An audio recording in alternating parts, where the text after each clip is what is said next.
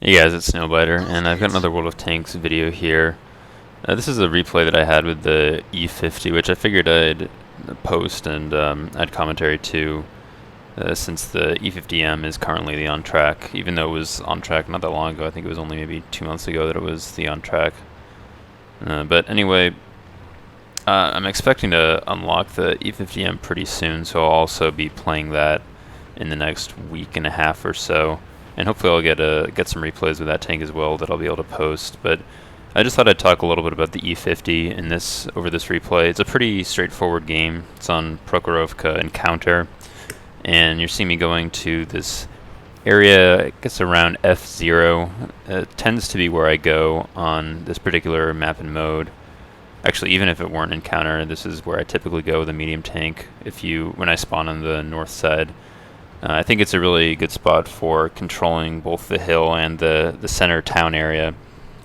And especially here, as you can see, that Tiger 2 got spotted out in the open. And so if you're a faster tank, if you can get over here and use these hills to your advantage, you can just tear apart anybody that tries to get into the south side of the town there. But anyway, about the E-50, it's a Tier 9 German medium tank. And it's a really good tank, I think. I've enjoyed playing it.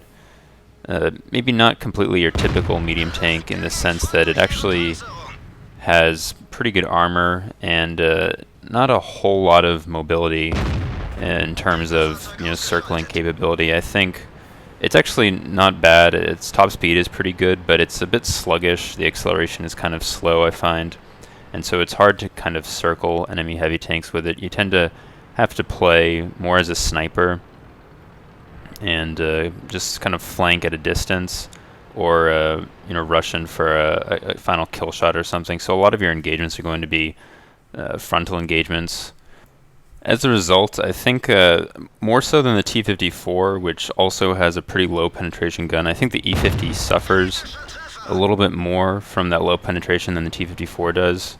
It actually has better penetration than either of the two guns that the T-54 has available to it. The top 105, which is, I think, really, I mean, you can use the 88. It's got good DPM, but I wouldn't really recommend it. The top 105 gun only gets 220 millimeters of penetration, which really isn't great. It's not bad when you're dealing with sort of Tier 9s and Tier 8s, although you're going to have trouble penning Tier 9 heavy tanks frontally. Particularly, a tank like the E-75, you aren't really going to be able to penetrate from the front, and you'll see me have a little bit of trouble with one actually in a moment here in this replay. But the fact that the E-50's gun is accurate kind of helps make up for that, so you're able to do pretty well at long distances.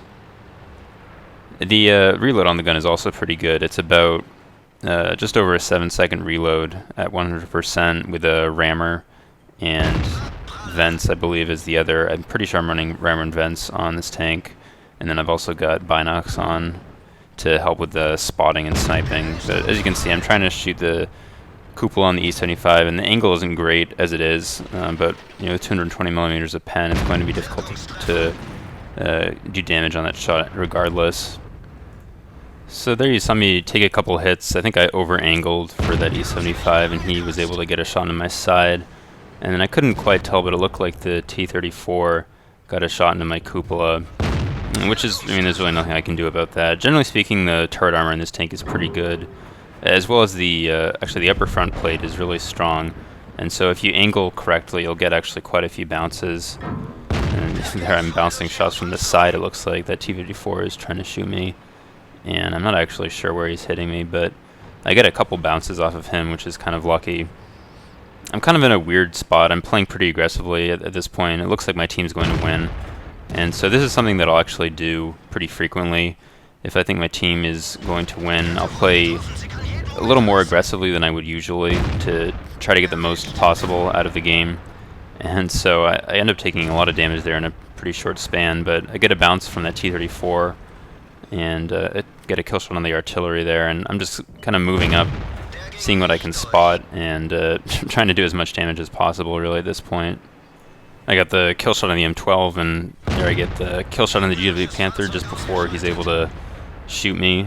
get another bounce from the T-34 and another bounce from the E-50. So my armor is definitely holding up here. I'm just trying to be aware of where I think I'm going to get shot from next, and trying to angle as best I can for whoever that is. This E-75 backs up, and I get an ammo rack on him for 1,500 damage. That was very unexpected. You don't ammo rack E-75s that often. So that gave a real increase in my damage. I got a kill shot there on the T-54E1 to secure a Top Gun, and I was trying to get a kill shot on this T-34, but he was looking at me, so I had to rush the shot there. And because of the bounce on the gun, it hit my shot hit his turret and bounced. Fortunately, he tracked me again for no damage, and there the M103 gets taken out. So a really straightforward round. My team won pretty easily, but I was able to do quite a bit in this round, as you can see, about 5,700 damage and 4,000 spotting damage. To go along with the 2,400 experience round with premium. So a really good game of the E-50, and I think it shows what this tank is capable of. It's got really solid armor that you can definitely take advantage of. Its gun is pretty good. The penetration can be a bit frustrating at times, but the accuracy and the DPM, I think, make up for it for the most part. So a really fun tank to play. And hopefully I'll have the E-50M unlocked soon, and I'll be able to post some replays with that tank. So hope you guys enjoyed the video. Thanks for watching, and I'll see you guys later.